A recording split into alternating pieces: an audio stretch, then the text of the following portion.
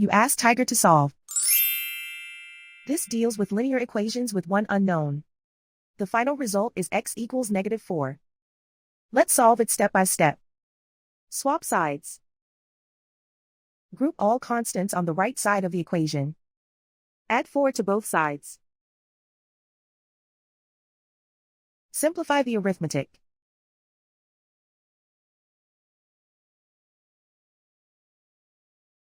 Isolate the x. Divide both sides by 3. Simplify the fraction.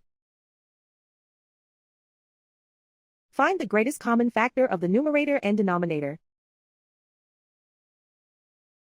Factor out and cancel the greatest common factor.